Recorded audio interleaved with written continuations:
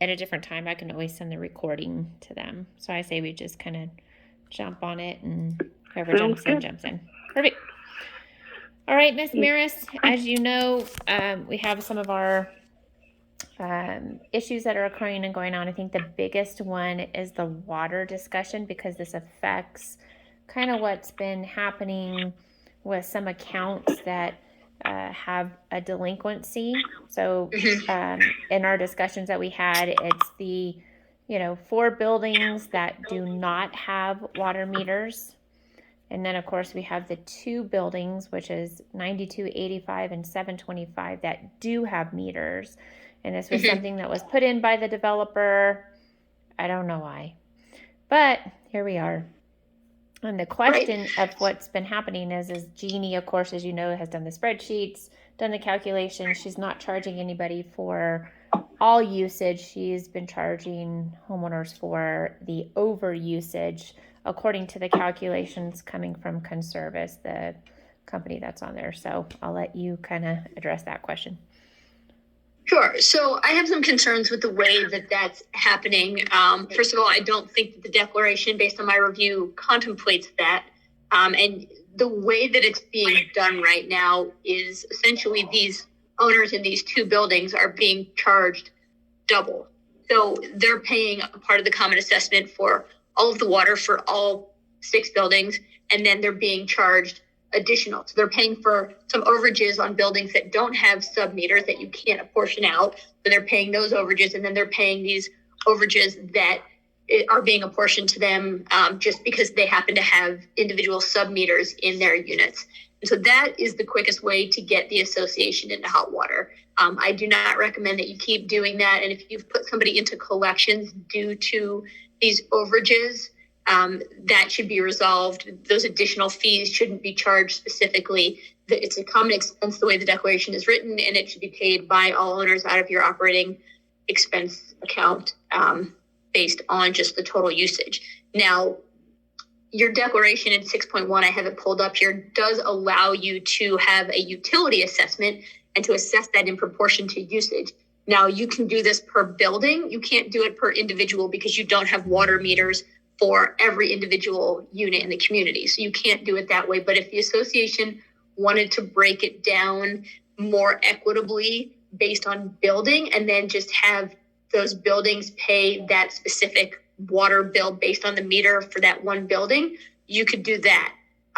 Or it could just be, this is your water bill, it's $10,000 a month, apportioned based on the allocated interest in the declaration, however you want to do that. But to assess certain units overages based on their building while still making them pay water based on a common expense for the rest of the community is not equitable, and it's going to get the association in hot water. The other option, if you wanted to break this down per individual unit, is to put in sub-meters in the entire community. Now, if the sub-meters, logistically have to go on to an associate or an individual owner maintained pipe, you would have to get approval of the owners to do that. And that's going to be probably unlikely that you would get every owner to buy in on that. Now, if you have a contractor who says they can put sub-meters on association common element pipes leading into the unit, then you can go ahead and spend that money and do that, and then apportion it per individual unit. But if it has to be on the inside, and you're going to have to talk to a contractor if you wanted to go down that road and determine where these sub-meters would need to be. But if it needs to be in the unit, you need the owners to buy in on that and allow you to do that. And I think it's probably unlikely that every single owner will agree to that. But again, if they can be on the common elements, then that's another option. Get all 6 buildings with individual meters to those individual units, and then you can allocate that based on individual owners' use. The easier route, without having to spend a lot of money to put in individual sub-meters, assuming you even could on the common elements, is that second option I talked about, allocating water to individual buildings, and just having, building 9806 or whatever you said, civil is, incurred this much water, apportion it to those unit owners based on their allocated interest. So if there's 10 units, you would have to do a little bit of math and come up with, so you're not changing the allocated interest, but you would have to determine what those percentages are for those each unit in each individual building, if that makes sense. Meredith, I have a question about that. Sure. Can we legally even bill our owners? Can HOA legally do that? Yeah, so section 6.1 of your declaration says each owner by acceptance of a deed for a unit, whether or not it shall be so expressed in such deed or other conveyance, shall be deemed to covenant and agree to pay the association annual common expense assessments, insurance assessments assessed in proportion to risk, utility assessments assessed in proportion to usage, and such other assessments as imposed by the association. So that language, the utility language, utility assessment language assessed in proportion to usage, allows the association to allocate this based on usage. The problem is we only have sub-meters for 2 units or 2 buildings. So you can allocate it per building because there's an individual meter for each building. So you could do it that way, but you couldn't break it down further than that because you don't have sub-meters for the rest. Correct. Yes. So we can legally bill. We don't need a third party company who would bill like Conservice. We really don't need them for that purpose. But right, you need somebody who's able to read the meters and figure out what water usage for each building, but you could certainly break it down per building and just do those individual calculations and say, okay, building X, this is divided between these 15 owners and you pay that portion. So you'd have a couple of different budgets, if that makes any sense. You'd have your main budget and then you'd have the water budget for each individual unit. And that's how that would be. Yes, ma'am.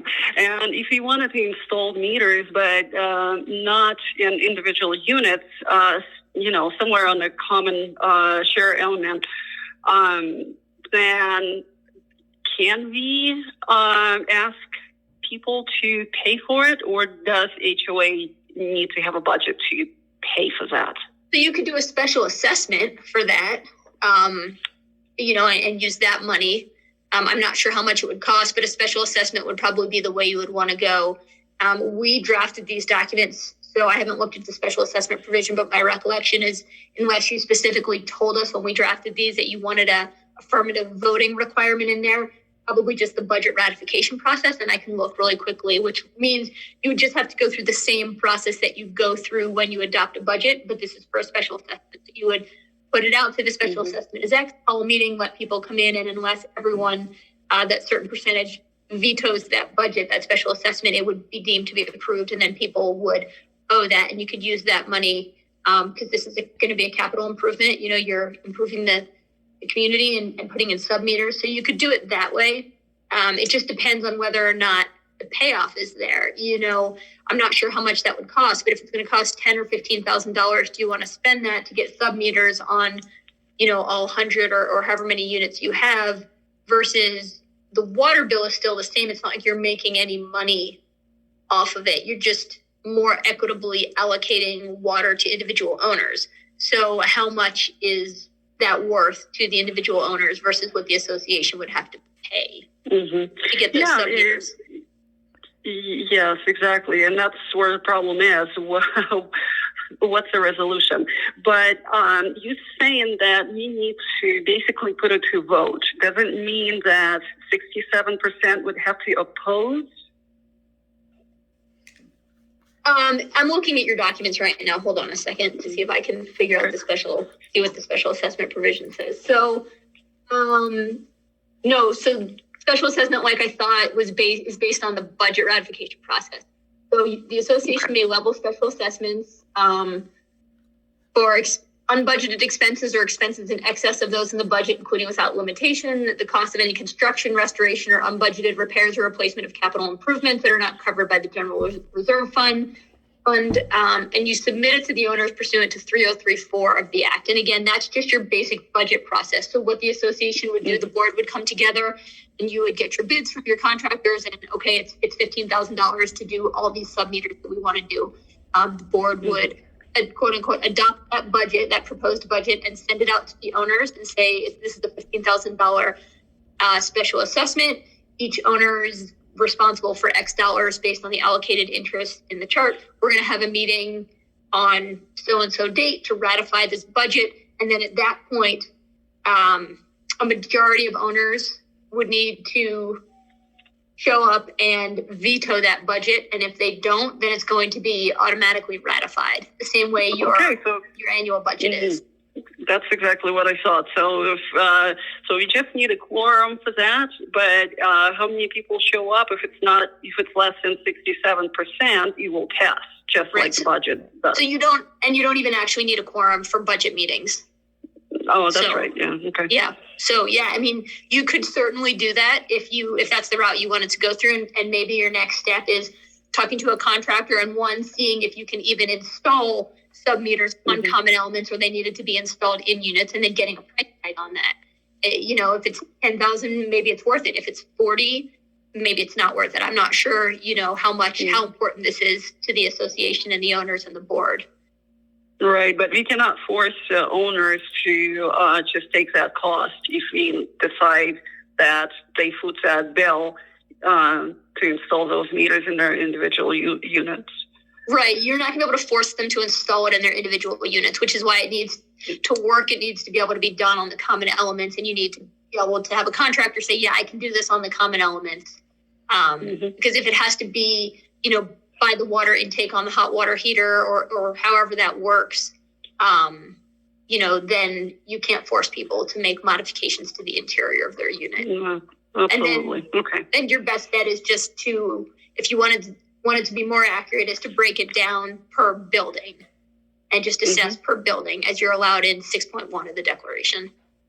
And my understanding is that it does need to be in the individual units. Right, that may be the case. I don't. That's what Jeannie was saying. So okay, yeah, I mean that makes sense. But again, you could talk to a contractor and see. That's definitely not in my wheelhouse where water meters need to be installed. You could put the meters on the main stacks from the outside the hallways, but you're going to be talking about drywall, and the expense is just going to become astronomical at that point. Right, would be the only other option. Maris, let me ask you this, and if it's off topic, we can circle back to it. The whole point of this whole thing is because we've discovered over years of servicing that there are sometimes random, sometimes particular units that use extreme amounts of water, and other homeowners end up having to pay for that, as you guess, being split across the board. And so the whole point has simply been, how do we get homeowners to be more water use friendly to not cause those expenses for others? So when we do have a particular homeowner using literally 1,000 gallons a day, if this isn't an effective way, is there any other option you've come across with your other clients that you've seen be another option to this? Because if this goes out the window, there's no real solution to the original problem. Right. So there was something else in your declaration, and let me see if I can find it, that spoke to, hold on. So it's section 2.4, and it says the association shall have an easement to enter a unit to inspect for events which may be causing waste of water, heat, or other utility provided by the association as part of the common expenses. If the inspection reveals that the owner has failed to maintain the unit so as to prevent waste of common utility services, the board shall follow the procedures provided for in this declaration, and sending a letter telling him. So you can go, if there's a specific unit, you have the right. Now, obviously, you want their permission. I wouldn't just recommend busting in there. People have guns, and the world's a little crazy right now. But you do have the right to go in and inspect, make sure the toilet's not running, shower's not dripping. Because I'm not sure if the water is because he's running a laundry service out of his unit, or because his appliances are old and the toilet is running constantly. I've seen people units where the toilet is just running and there's a tenant in there and nobody does anything because nobody cares, and it's gallons and gallons. And we've had people go in and then send a letter and say, hey, we've inspected, we've seen that your toilet is running, your shower head is leaking, whatever it is, please fix this. And then if they don't, you go through the violation process, because now you know that they are in violation of 2.4, which is wasting common utilities. So that's an option. Now, if you're going to go down that road, I would recommend sending a letter to the individual owners that you feel like you need to inspect the unit. And if they don't agree to let you in, you're going to have to get a court order to go in there. Like I said, I would never recommend that you just go in, because it's just not recommended for anyone's safety. Sure. That makes perfect sense. And that for the board who wasn't here is what we did for the fourplex. That was the first step we did, and it worked really well. But it did cost the HOA quite a bit of money for the plumber's time. And now, as Jeannie's pointed out, we're seeing a slide backwards, and they're becoming a water hole again. So if that's the only option we have, Maris, outside of what we're already talking about, it's something to point out, board, to the community, regardless of whatever direction you want to go, all the options and the costs, because that helps people make decisions too, right? Right. What's it cost, time commitments, et cetera. And if you let people know, hey, everyone's paying this and you're paying an extra $10,000 a month in water, or if you start to allocate them per building, and one building is paying, excessive amounts of water, it's not everyone pays their X percentage like they usually do. If one building is now, somebody's assessment has gone up $50 or $75 or $100 a month because there's one unit, you'll get that peer pressure too. Because, if there's 15 units in a building, people are going to start to talk, my water, they assess me this, who is it? And that may help if you can break that down, as opposed to those costs just being spread across the entire community. Because if you have one or two problem buildings or one or two problem units, the owners are going to figure that out, and then they're going to put pressure on that individual. Maris, so then what happens when, like you said, we have been double billing? That is concerning, because if people start asking for money back, how much have you billed and assessed based on this? That's a totally Jeannie question. Maris, the short answer without Jeannie's detail is we just hit the 1 year anniversary. This started maybe 6 months ago, but backbilled 6 months. We're probably talking roughly 40 people affected. Okay. And then proportionally, whatever they might have owed, a couple bucks, a couple $100. It's all tracked. So it's easy to undo. But maybe to add to Oksana's question is, what would be the first step in undoing that if that's a necessity? So there's two things to think about here.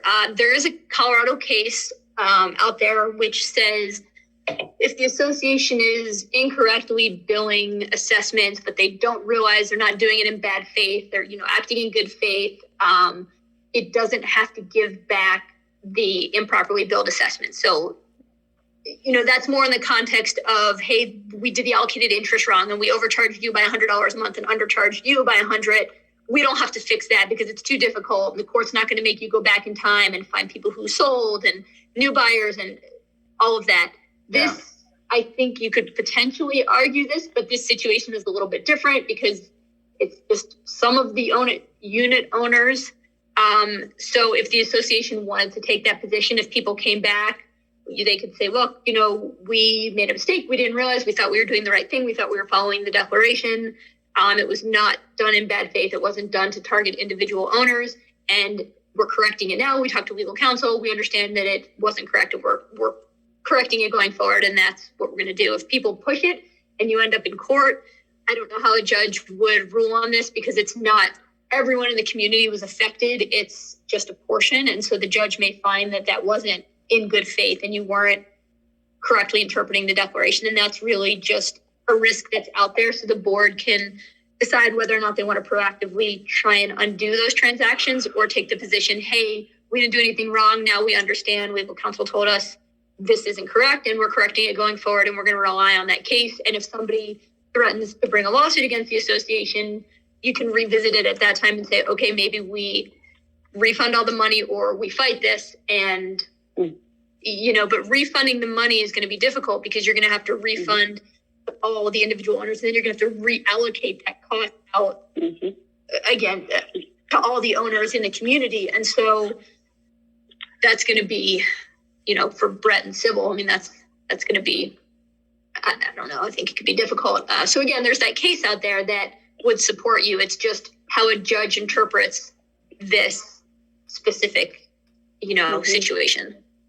And so then, go ahead, Brett. No, go ahead, Oksana. Okay, I was just thinking, is that something that we have to disclose, don't have to disclose, because if we don't, it just doesn't seem the right thing to do either. It's not that I am a fan of refunding money, but maybe we could just do a credit forward, so those are the same people who keep with a higher usage, maybe just do it that way and give them a credit instead of, billing for right, more but usage. then That doesn't make sense what I'm saying. who accounts for the money? So you're crediting them, so then you still need to come up with that money from somewhere else to meet your budgetary needs. And so then you're negatively impacting, which is why the court took the position in this case that, hey, this is going to be a nightmare to try and unwind this. And then if you have anyone that's sold in the last year, if you start refunding, you got to track those people down. And then you're, I don't know that you can force the new people who bought in to pay the prior water bills when they weren't even an owner, that you're going to have to reallocate against the entire community because you assess them to individuals. So that's the point of that case, is that it's very difficult and not worth the time and energy. But again, it's a board decision. I have seen boards when they've, screwed some stuff up with assessments where they've decided, okay, we're going to, credit some people back. But again, it's difficult. And if you've been doing it for a year with the amount of in and out of the community and the reallocation, it could be a nightmare for you guys. Mm-hmm. Is there a concern, Maris, if we did try to unwind this, not worrying about the ones who have sold and moved on? That might be, because honestly, now I'm thinking about it, there might only be 2 people in that boat that might have had this assessment that have since sold. So if we unwound this for current residents, is there any reason we would have to go to those who have already moved on? I mean, it sounds like the right thing, but is there a requirement to that? Does that make any sense? No, but and there's probably very low risk here, but it's, if we were talking thousands and thousands of dollars and somebody then still had a friend who lived in the community and they found out and they came back, that's putting you in a position where, hey, we're going to sue you for this money. Now, if you're talking a couple $100, these people are gone, the risk is probably pretty low, but that's, just something to consider, that somebody could come back after the association and say, hey, you refunded everyone, you didn't refund me, I want my money back. Sure. And then again, if you assess new owners the additional funds, or you just, and maybe it's not that much, maybe you can just pull it out of your operating account and not have to deal with that, just kind of on for it with, some excess. Maybe we had a light snow year or whatever, there's just some extra in your budget that you kind of can account for that. But it is something that should have been assessed across the community based on allocated interest, not to individual owners. And is the crux of this, just because I came in late, I hate to make you guys go through it again, simply because not everyone has the sub-meter, so not everyone is being assessed in the same manner across the board? Yeah, that the case? That is. And so the thing is so the association assesses water across the board to all owners. So every owner is paying for their allocated interest proportion of the water. And then you're having owners pay additional. So if there was an overage in a building that didn't have sub-meters, the owner who you're making pay additional is paying for the overage in the building that doesn't have a sub-meter. And then they're also paying for their own overage. So they're paying double. And some people are paying less than they should have. And so it's not equitable, and you're not following the declaration. You're not in compliance with the declaration. So the technicality there is the way these have been calculated each month is based on the other 4 that don't have meters. So in actuality, if the 4-plex buildings without meters are using more than the average, that isn't a reality because we're just using their actual average. So in effect, only those 10 or 15 people a month are being assessed more than all 224 homeowners' usage. Right. But you're not following the allocated interest. So the chart at the back of the declaration that says, unit 101 pays 0.29%. You're not. It's okay. So you're That just makes not in perfect compliance sense. with that. Yeah. Got it. Yeah. And somebody will. What's the section of? What's the section of declaration that talks about that? Let me find it. I'm sorry, I should have. No, written it's it down. fine. Not a problem. Are you talking about the allocating the water, or are you talking about allocated interest? Yes, ma'am. So the allocating the water is allowed in 6.1, but it, obviously has to be equitable. And then 3.6 speaks to allocated interest. And that references Exhibit B of the declaration, and Exhibit B is going to be those original allocations that the declarant put together when he created the community. So, it's 10 pages of every unit in the community, and everyone has a percentage ranging from, 0.342 to 0.490. Right. So that's how it should be allocated. Now, again, you can break that down and you can say, okay, building whatever has 30 units in it, add up all those allocated interests, make 100, and then do the division. So you have individual allocated interest per building, but it's still in proportion to your allocated interest chart. It's just broken down per building. And that's how you could allocate the water individually, just to buildings, but not to individual owners. Yeah, that still doesn't really solve our problem, does it? No, I mean, like I said, it may help with the peer pressure, and it may help with buildings who aren't spending in excess. Maybe, if one building is pretty conservative with their water usage, then they don't get penalized for that.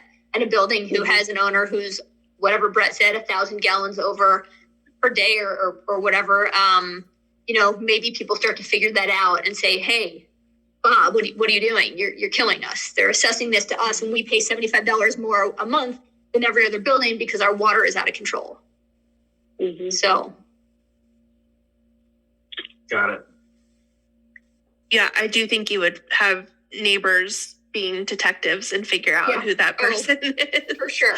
Because people don't want to see their water bills go. They don't want to see anything go up. And when it's going up for something doesn't benefit them, and it's not their fault. It's not like they're getting an additional service. They're not getting, it's, so-and-so down the hall has, washes the dishes too much. It's people are they're gonna get involved. And that's great, because then, it doesn't come from the board. Yeah. Essentially, this is what's happening now, that people like myself, I use below average water currently. So I'm footing the bill for people who are just taking baths. So that I don't want to continue with that either. That's not fair to me, Can't go forever. Can go on forever like this. So trying to find a solution though. Right. And that's why if it's too expensive and not worth the money to try and do the sub meters, like Brett said, if you have to go through drywall and things like that, your best case scenario is to at least do it by building, because then it's just pods of individuals and they can maybe work amongst themselves, and then, send out some e-blasts.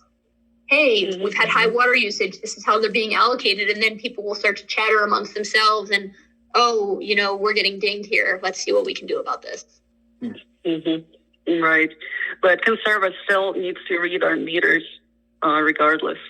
Right. Yeah. They'll still come out and tell you what the bill is. And then building one, their water bill was X. So we're going to allocate that to all 40 units in building one and building two. So yeah, you still need the meter reading company, but you can then allocate it specifically as opposed to just, across the board to all units. Well, so the good news is Conservice is only contracted with the HOA for the individual readers because they're inside the units. That's the only way to read those things. And they're not being used to bill. So they're not, you don't need a third-party billing anyway. And if they're only used to do the individuals, we do get 6 water bills a month, 1 per building. Yeah, that's true. You could just run with that. Get away from Conservice completely and save you guys that couple bucks a month that they cost. Yeah, and just use the water service from the county or whoever provides your water, whatever municipality, just use those bills, and like I said, come up with new allocated interest chart with individual buildings based on what they are in Exhibit B. Right. You can do that, or civil, I'm sure, and then just break it down that way. And maybe send some glass out to the owners and let them know, and say, hey, we have a water issue. And then if you do have a specific unit that you think has a water leak or running toilet or something, use that provision in 2.3 or whatever section I said, and go in there and investigate and see if you can, figure out figure it out. Because there is a running toilet. I mean, that's huge. That's gallons and gallons of water. And that's going to be cost effective too, Maris, the way you described that. So instead of having to do the whole building, all 6 buildings like we've done in the past to try and solve this originally, I mean, we already know some of them, but to your point, if homeowners do the detective work, like Sarah says, the small cost to check 1 or 2 individuals is going to be well worth the significant savings of those that are using an extra $3,000 a month in water. Right. So, okay, that makes sense. Sounds good. I think we have somewhat a plan for water. At least that's how I feel. Great. To start with. I don't know. We'll see how that goes. Yeah, and if you have any other questions that come up along the way, I mean, Brett and Sybil both know how to get in touch with me, and I'm happy to, discuss this further, hop on another call, email, whatever. Yes. No, definitely, because it depends. I mean, if we have people start asking for money back, then I think we would just handle them individually. And if there are questions, definitely may need to reach out to you. Yeah, that's great. Perfect. Yep. Okay. Shall we move on? What's next on the agenda? The next topic that they had, it was in regards to the cease and desist letter in regards to a particular homeowner that, they had some questions in regards to, whether it's has some validity to it or if it doesn't. Whether my drafting a cease and desist letter has any validity to it? More so the homeowner himself. So we had and Brett can attest to this probably more than I can, just coming in these last couple of weeks, of the back history of this individual and the issues that, some of the other board members have had and HG in general. So and Maris, just to give you the direct request from HG that we've had, is I've asked the board to allow us to engage you to send that homeowner a cease and desist based on his style of communication and consistency of communication, not what he wants, but how he's going about it. And I think that's where it starts to get really gray, is we want to be like, hey, listen, if you have a legitimate issue, which you have, the right to question whatever, we're contracted to answer and help. But the way you go about it, the things you say, the stuff you call our people, and the as often as you do it, we don't have time, we don't have the obligation to continue to engage, and we'd like to cut off this relationship where it's no longer effective. Sure. I mean, I can certainly put together a letter to that effect. Unfortunately, with cease and desist letters, they don't really have any teeth, right? So we're not going to sue him. It doesn't sound like he is harassing or doing anything that's, in violation of the law. He's incessantly emailing, calling, contacting you, which in and of itself isn't illegal. So certainly a cease and desist letter, and sometimes it works because it has attorney letterhead on it and it goes to an owner and they say, oh, maybe I should stop. But if you're talking about further enforcement, there's really no steps past that because it doesn't sound like he's doing anything that's illegal. If you can tie what he's doing to some type of violation in the declaration, you can always go after him under the enforcement policy. I'm not sure if what he's doing, dings any bells on what, you can and can't do in your declaration, or if he's just an annoying homeowner. But certainly we can send a letter to an annoying homeowner saying, hey, please, stop it, or everything's on the website. If you only want him to communicate via email, whatever, that's fine. So rather than knowing this homeowner wasting, quite frankly, it would be a waste, in my opinion, wasting HOA money on that sort of communication. My preference for HG would just be to simply discontinue all communication with him when necessary or when appropriate, and not have the obligation of response, which is a direction we've taken. But of course, as you might guess, that just adds fuel to the fire. He just sends more emails, etc. So I'm trying to figure out how to disengage with him without overstepping or understepping our obligations to him as a homeowner, while also protecting my team from his onslaught of inappropriate conduct.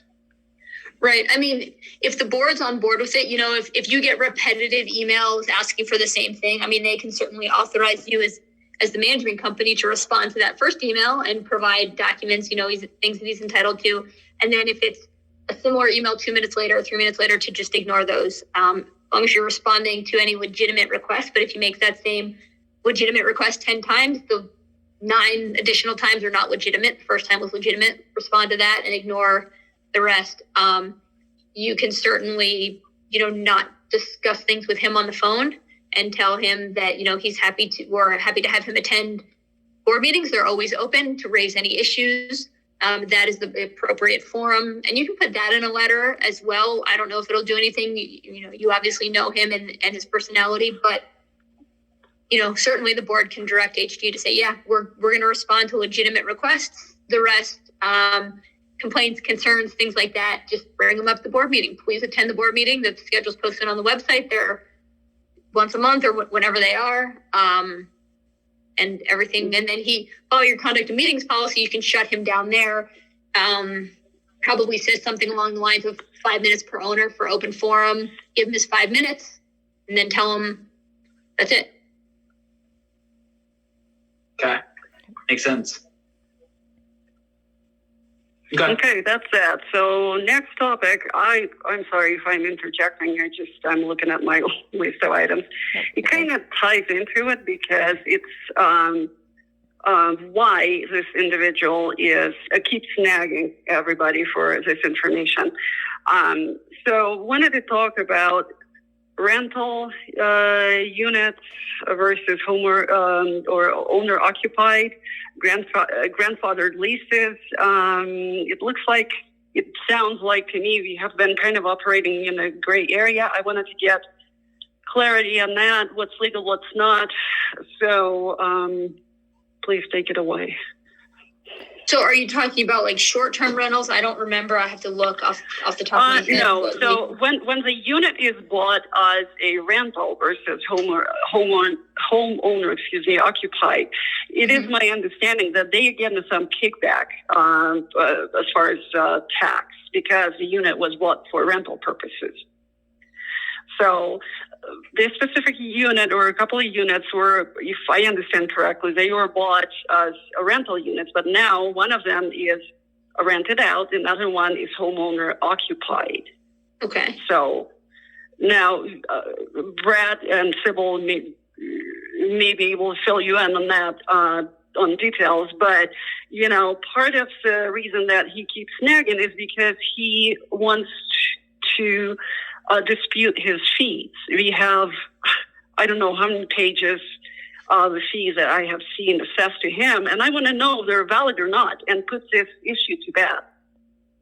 So, Mayor, she's referring to the lease cap that the Declarations Amendment pulled into place.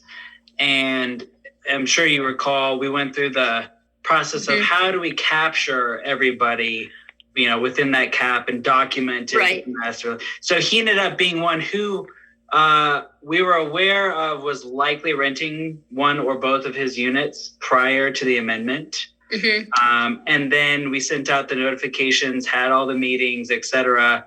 And he never was and never came into compliance with their leasing process. And so he's got fees because he's still leasing and he's not on the master list, and there is a waiting list. So you guys have reached your cap and there was a waiting list and he never complied. And so he's arguing, I've always been a rental.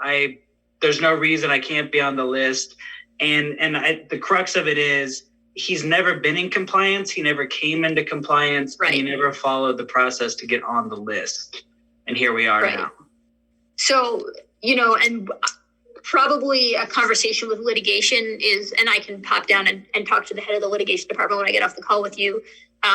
But if he's not in compliance, never came into compliance, he is leasing outside of his rights per the declaration for that lease cap, then, we're going to want to move forward with the violation process under the covenant enforcement policy, send him warning letters. And, at that point, if he doesn't comply, turn that over to litigation for enforcement through the courts. Now, it's a little bit fuzzy because he was leasing prior and, has been there for a while, but he didn't comply, and he was given many, many, many opportunities to comply. And so I would think, but again, I want to talk to litigation, that this would be a legitimate claim that we could bring to court and say, hey, as long as we have the documentation, we gave everyone 6 months or whatever it was. We sent out all these letters. We had all these notices. Says it in the declaration.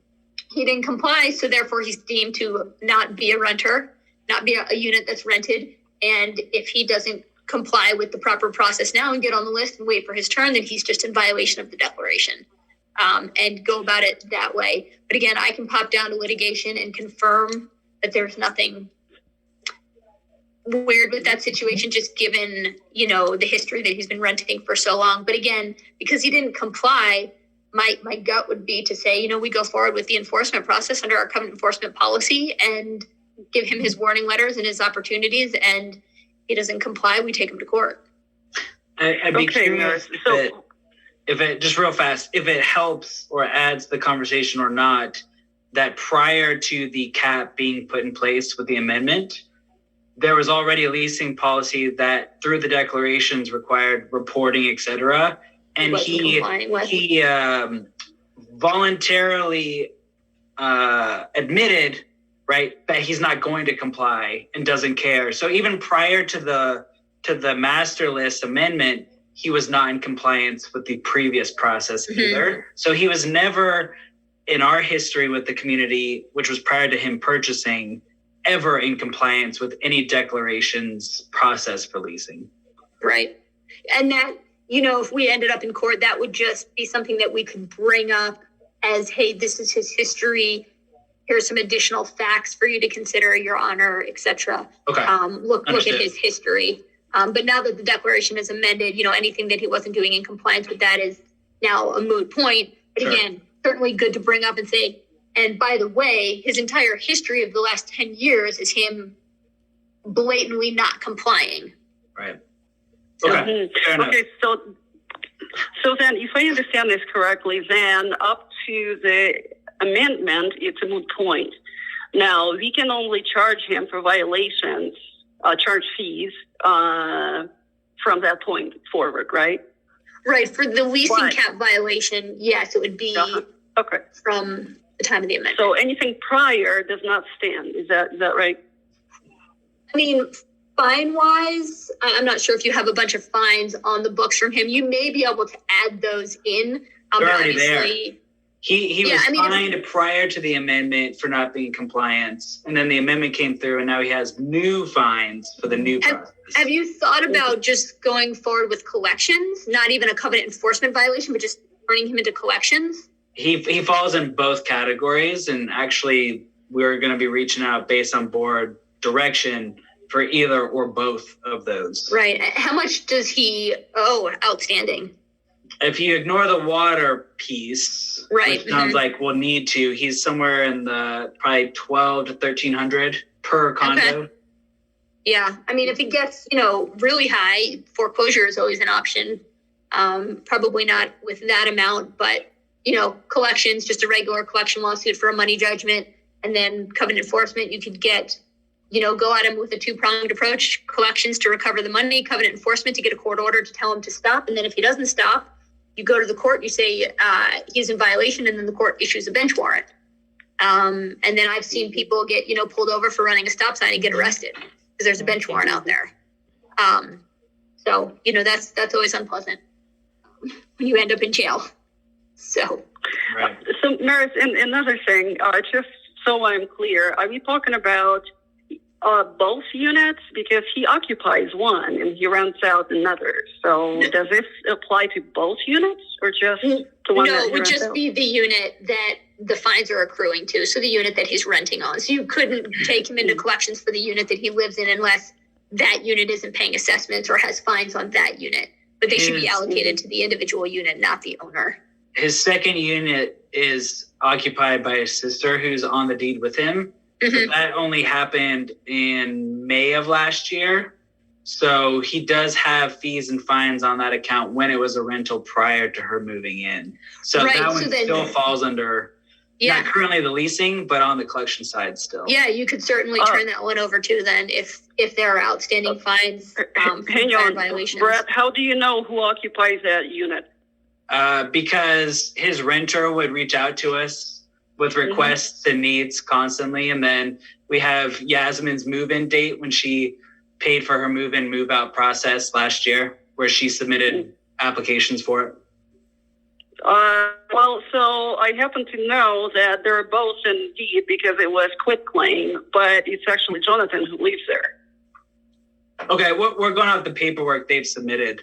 So if that's not accurate, I mean, that makes it more complicated, sure. But based on what they've told us, that's the information that, we're basing our time frame and fees and fines and things on. Again, because he keeps saying that he keeps sending letters to his sister, which also doesn't make sense. His sister lives somewhere else in Highlands Ranch, so he sent letters to her address that is not part of Clocktower, but he actually lives there, so he insists that we send everything to him. So that's as soon as he gives us that information, we can update it. But Yasmin being the original owner, quit claiming it back to Jonathan, but keeping herself on, we've always just used the information she provided as their mailing address. So we'll update it, love to, but that's why we have the address we have, is because that's what was given to us, and we've received no updates from dual owners at different addresses. Yeah. Okay, so at least we don't have to worry about the owner occupied. So then my other question is, how do we deal with our rental cap? Because I am seeing that we have to approve or disapprove people for renting out units. I really want to get away from that if I could, and just, because if we start approving something, there's always room for debate based on what are you approving or not approving me to rent my unit out, So what does the law say? Well, I think the approval is based solely on numbers. It's 25% or whatever your cap is. And if it's over, then you get denied. And if you get on a waiting list. So you're not approving. Go ahead. Yes, ma'am. I apologize. So the punchline I never got to is that we have family members who live there. So you're wondering if that should, when I am buying a unit, it's under my name, but then my mom lives there. Is that considered a rental or not? I think we does it go against the cap?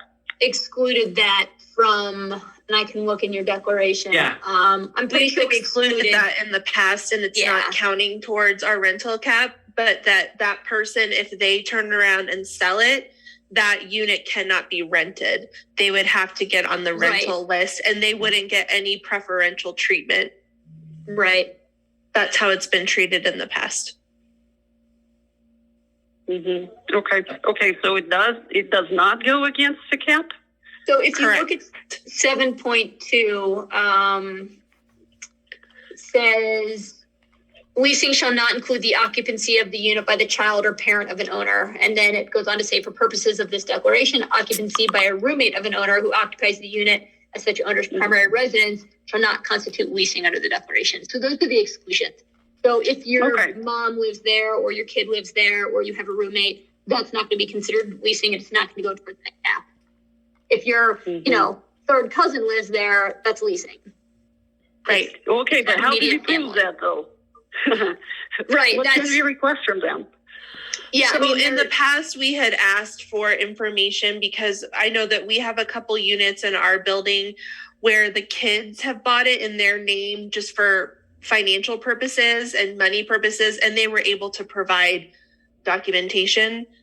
And I know at that meeting, the first meeting that you and Alan were part of, Oksana, we discussed how we could provide further proof. And in that email, it looks like we can't ask for birth certificates, but we could ask for utility bills or maybe other Well, proof. that's where I'm not clear. And yes, Sarah, thank you. I remember that. So what can we ask for? I mean, if it's a utility bill, then whose name is going to be on there? I mean, Right. I mean, it's tough to figure that out. But if you have a unit that you think is being rented improperly outside of the cap, didn't go through the process, I encourage you to send an initial warning letter under your enforcement policy and say, hey, you're in violation of this. Please tell us why you're not. And if they don't provide that information, and let them provide it, whether that's leasing, bills or birth certificates or anything they want to provide, go forward again with the second warning letter or the fine letter from your enforcement policy. Because if they're a legitimate renter, they'll respond and say, no, I'm not in violation. And if they're in violation, then they're not going to respond, and you just continue down the fine policy path.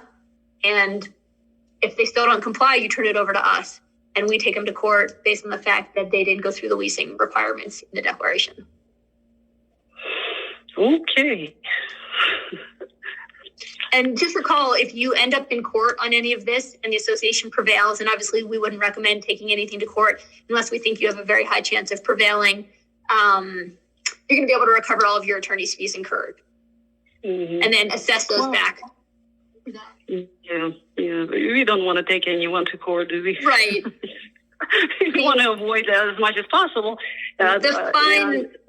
Fining may just do the trick following your enforcement policy.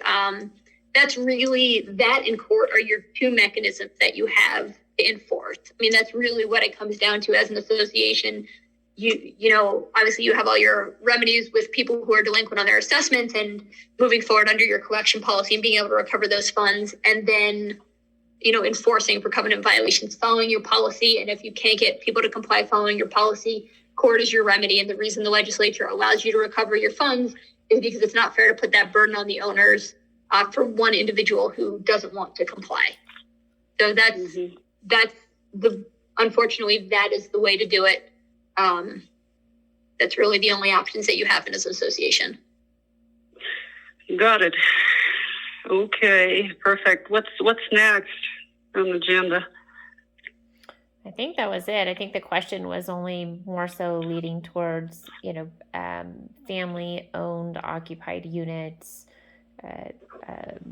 rental room units that were on there. So you had said, go ahead, Sarah. Sorry, you had said something about pets.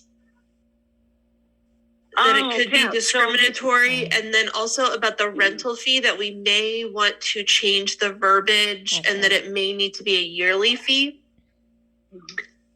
Right. So do you have a rule that says only owners can have pets and not tenants? That's not something in your declaration. It's just a rule that you adopted.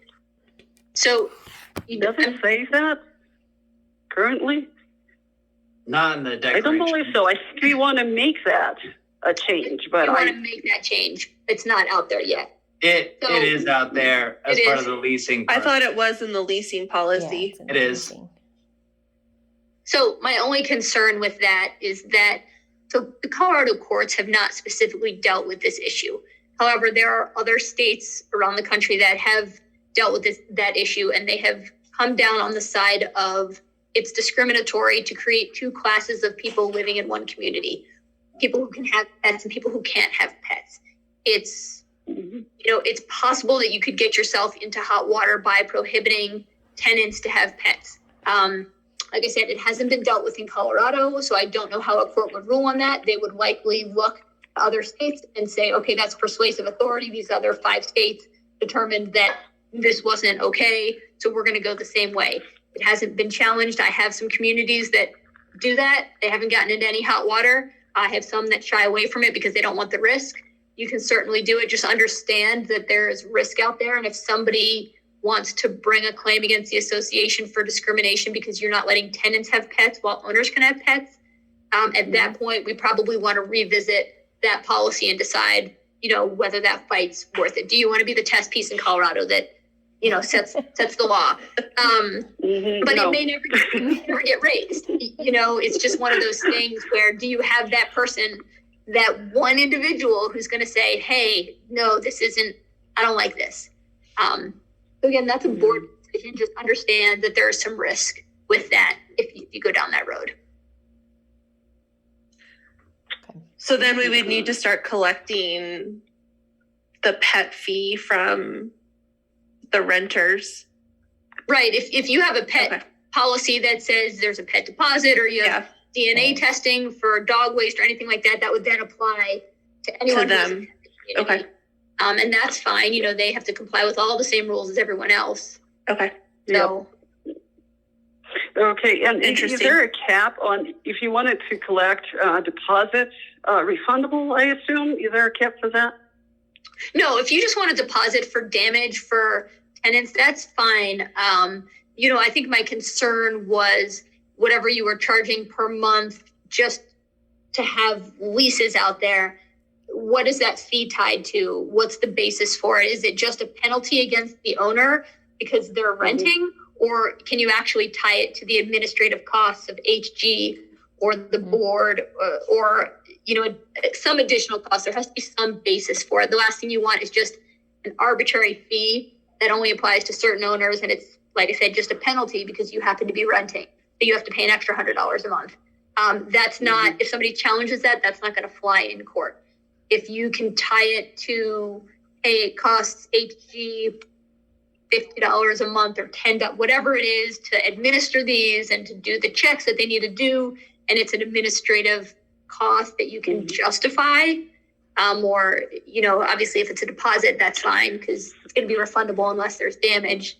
But just be cautious with those that the court won't think that they are too excessive and say, hey, these are just penalty against a portion of your ownership because you don't like what they're doing. Yeah. So. Okay. Basically, what comes to mind is, dogs pee on the carpet, and then we have to remedy that. Right. But again, how can you prove it? We don't have cameras. Unless somebody catches them, they know who they are, then they can report it. If they are not, I don't know. Right. Yeah. No, pets are difficult for sure. I mean, you guys are not the only ones that struggle with pet and pet waste and pet damage. But you can certainly request damage deposits or have your landlords, the owners request damage deposits, for their units. I mean, that's fine. It's refundable. And then, Brett said you have a move in, move out policy. I assume you're getting a damage deposit for that, for use of the elevator. And if they damage anything moving in and out, or they leave garbage at the dumpsters.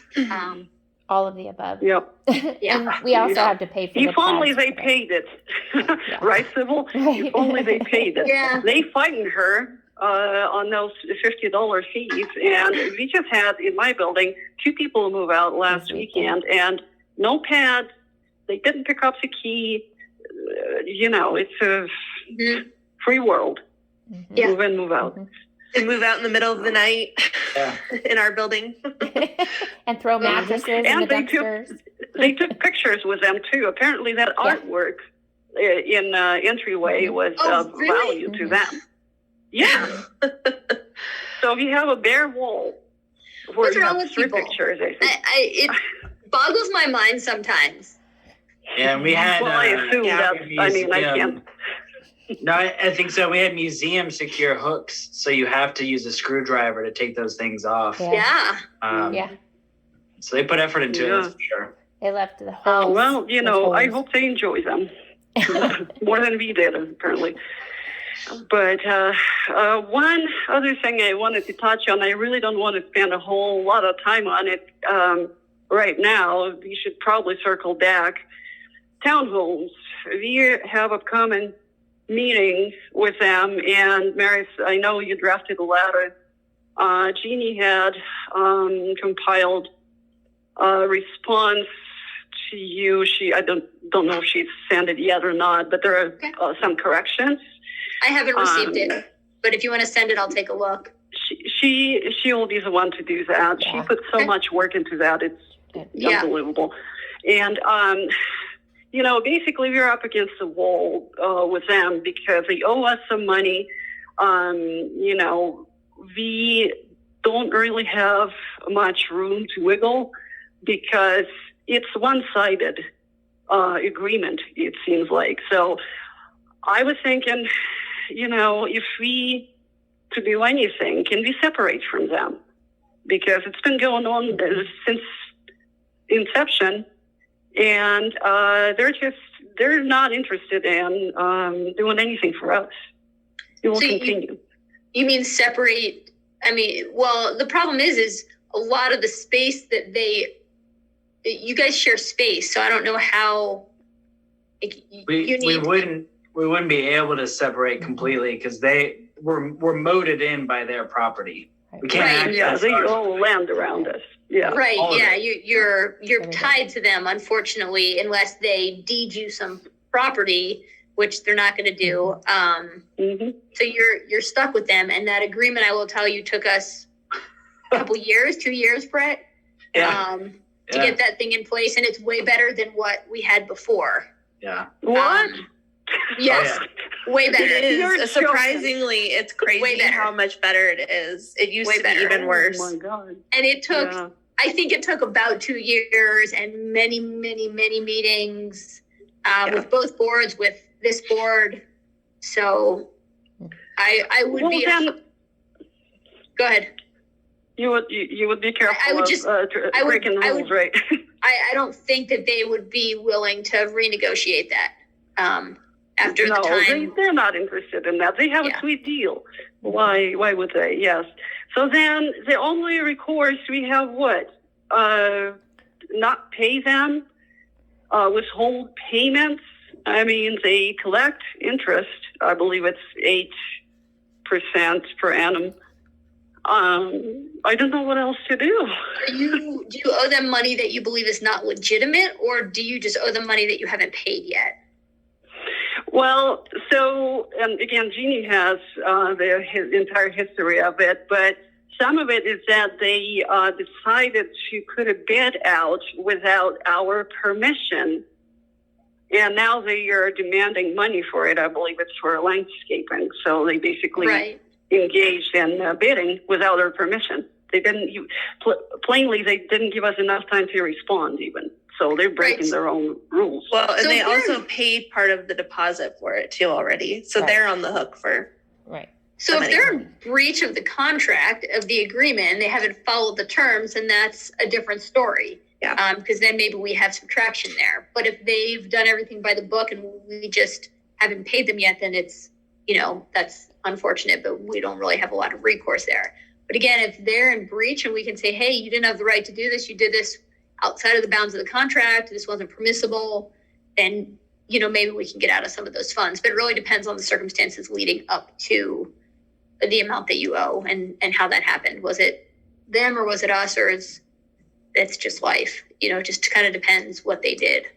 I think there's a combination of what's going on because they're still commingling their funds, within their operating and their reserves with the shared use costs that are in there. In addition to, there was a credit in a sense towards, the end of 2021 that was due back to Clocktower that they are stating they're just going to put into the reserve account and not provide that as a credit back to the community. So there's a whole list of stuff. Right. They need to follow the agreement. I mean, we worked really hard to get that in place. And if they're not, then we've got some, some language we can add into that letter and say, hey, by the way, you're also not in compliance with X, Y, and Z provisions of the agreement. So therefore we're not paying X, Y, and Z. Right. But it really depends on what if anything, they're doing wrong. So I've heard that the commingling funds, and are you able to see that? Do we have proof of that? I'm sorry, I'm a novice. I am not sure how that works.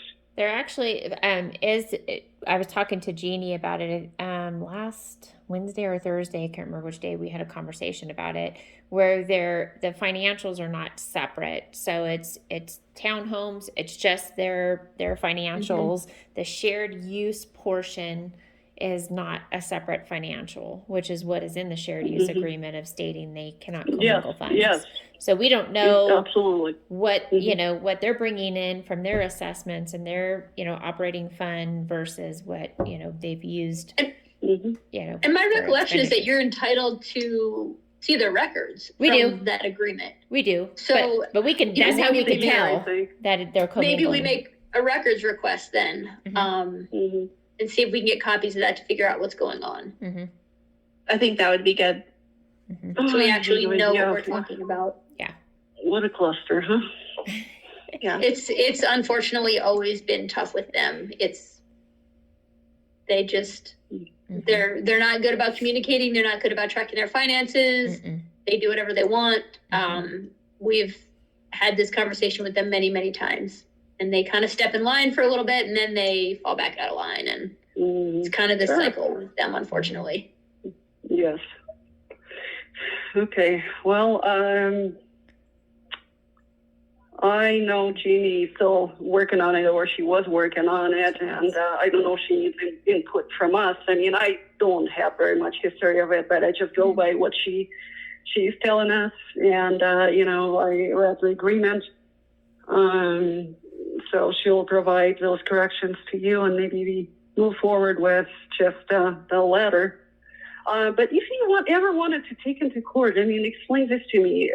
Would that be technically like suing ourselves because you're together in this agreement? I mean, how would that work? No, I mean, you could sue them for breach of contract, and it wouldn't, be like suing yourself because you're two separate entities. You just have a shared use agreement for maintenance and those types of things with the property.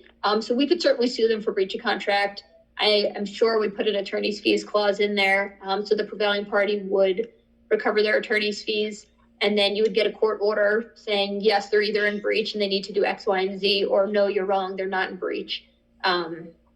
Those funds to sue them would have to come from your owners, and then if you won, you would be reimbursed per court order. The court would order the other side to pay your attorney's fees, so whatever you incurred would come back to you. But, on the front end, if you don't get that order, you would have to, the owners would have to foot that bill.